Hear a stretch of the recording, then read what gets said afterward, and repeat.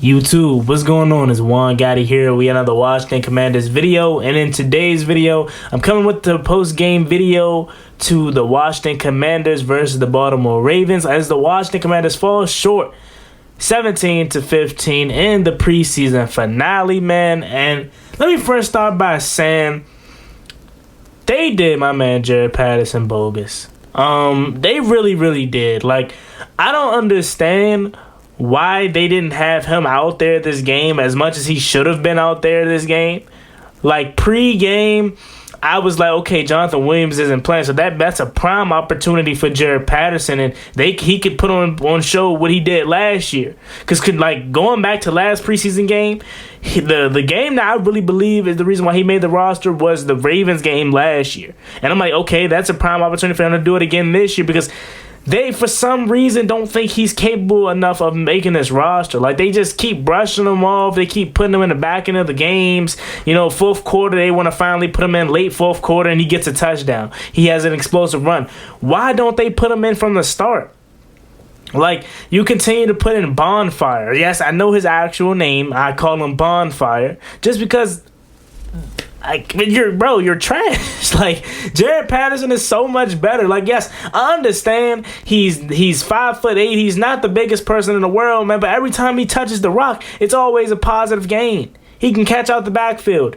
He can block. He can do everything, man. He's short on size, and they did my man so bogus this preseason, bro. But I hope if his opportunity runs out here in Washington, I hope for his sake, man, he goes somewhere else and turns up, bro, because his talent, he's too good, man, to be on someone's pre-practice squad, some back rotation of a running back room. He's solid, man, and he can play in this league. He does not deserve the treatment that we're getting him. And I'm going to say this now, Washington Commanders. If we cut Jarret Patterson and he does not make this roster and we try to bring him back on the practice squad, he, A, won't be there too long, and B, we will regret it.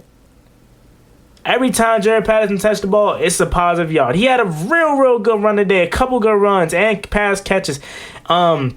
Just his team didn't help him. I mean, you got penalty after penalty. John Toth with the false start. You got Chris Paul with the flag. The line was crazy today, man.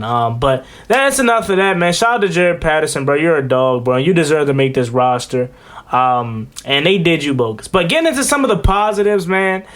Sam Howell, bro. Yet another solid game. Although he had a really good game, I think today still shows that he's not ready to, obviously play yet. He's still learning.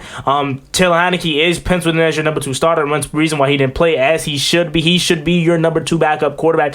Sam Howell is not ready to see the field. As he's shown this preseason, he had some glimpses of some hope. But he showed, again, why he shouldn't be on the field just yet as your quarterback. Why? Because he's still holding on to the ball too long. He gets out of a sack and then he goes back into the sack, doesn't know how to get rid of the ball, almost had nearly an interception, you know what I'm saying? So, again, nothing too wrong. This is what you expect out of a rookie quarterback, 5th-round rookie quarterback at that. So, just take this year to, be a learning year, and if we do need him, in case Carson Wentz flames out, he should be ready to rock and roll next year. So, Sam Howell had a really solid game, threw for about 280 passes. And I believe he had a touchdown. He had a solid game. Outside the beginning of the game where he was getting warmed, he as the game went on, he kind of got in his groove, had a beautiful pass. I want to say to Matt Cole, high pointed ball. Matt Cole went up and grabbed it off the top shelf. And he had another play where he looked off the safety and found the receiver across the middle of the field. It was a beautiful ball, man. He also was extending plays with his legs, got the first down with his legs, man. The guy, he can play on this level. Like, he's showing you he can play on this level, but he also showing you, I'm not ready quite yet. I need some time to sit behind Carson Wentz, Taylor Heinicke, and learn. And next year, if you need me to be the future, I'm here for you. He can play. Sam Howell looks really solid. Some other guys that look solid. All right, jumping back into it. Like I said, Mike and Michelle, he looked really solid. They had a couple good grabs. Matt Cole, as I mentioned. The offensive side of the ball was okay. You had a nice grab by Kendall Bonton, I think that's his name, the tight end. The offense wasn't really the problem. The only thing that concerned me a little bit about the offense was the line, and that was really with the penalties. Dax Milne, who I don't even know why he was playing today, he had a couple good grabs. Alex Erickson too. But the biggest concern that I came from out of this game probably was the secondary depth. I mean, you have DeMarcus Robinson, who, again, he was really solid for the Chiefs, man. I heard that, and my man Engraven Vids, shout out to Engraven for coming on the channel. If you guys haven't seen that collab, go check it out. He said he got cut from a practice squad before the Ravens picked him up. And today he's shown why he should be on someone's roster. He had himself a really, really good day. Busted coverage by Percy Butler. And I want to say the cornerback was Danny Johnson on that play. And then he killed us again for another good grab across the middle of the field. The secondary depth continues to be a concern for me, man. Percy Butler, I understand you're a rookie, but you got to know you're the safety. You're the last line of defense. You can't be aggressive. Like, if Danny Johnson is aggressive, okay, you still don't want him to be aggressive in certain times, but he can get away with it a little bit because he has a deep blue over top of him. He knows he has safety help. Percy Butler, you're the last line of defense. You can't be aggressive too if you know after me, it's a touchdown. And what happened? DeMarcus Robinson scores a touchdown on that play. Same thing, although Danny Johnson can be aggressive when you're on the island, Danny Johnson, because another time Danny Johnson was on the island, he was still aggressive. I believe it was Danny Johnson, correct? I don't know if I'm wrong. Sorry, Danny, but someone else got burnt on the island by DeMarcus Robinson because they were being ultra aggressive, and he killed us again. So, again, the biggest concern for me coming out of this game is probably the secondary depth, more so the safeties.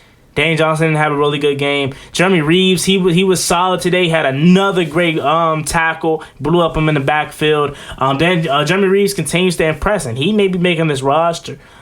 He's a guy that's been around for like 5 years, man. He's been cut. He's been called up, and he continues to weather the storm and continues to make noise. So I love Jeremy Reeves, man.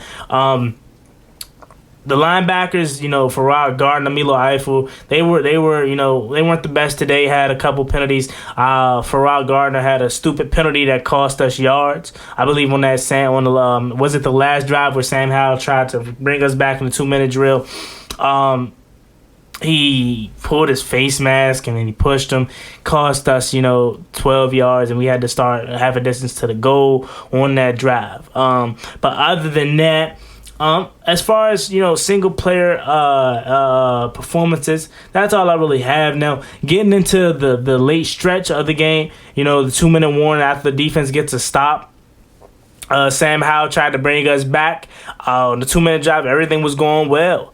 The last play, though, after he got sacked, or no gain, 4th down, I don't know if that was a bad play call by Scott Turner or if that was just a bad decision to go with the ball on Sam Howell's behalf, because he tried to go throw like a little fade ball to Matt Cole, which I'm not mad about, but I think he should have waited a little bit longer for him to turn his head and actually see the ball, and it should have been a better ball placement by Sam Howell. So I think I'm going to put that more on Sam Howell's play than Scott Turner.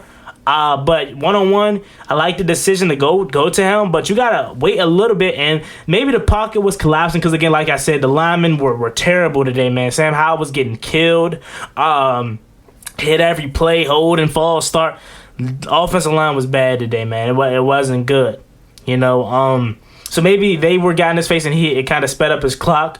But other than that, I think he should have maybe held on a little bit longer and let Matt Cole actually get upfield and turn his head around so he can make a play on the ball. But again, no one really cares about preseason unless you're the Ravens. It would have been pretty cool. And I ain't gonna lie, I got a little excited towards the end of the game once, especially when we got the ball back. I'm like, oh, okay, we might actually do this. We might actually beat the Ravens. Because although I say I don't care about preseason that much, how cool would it have been to be the team to actually break that streak? I would have came on here happy. I would have said, "Oh man, if we can take this momentum into the game versus Jacksonville, this would be huge." I ain't gonna act like I wouldn't have came on here and acted like that. But at the same time, again, it's still preseason, so they can have it. But it would still have been good to actually go out there and possibly beat them, right?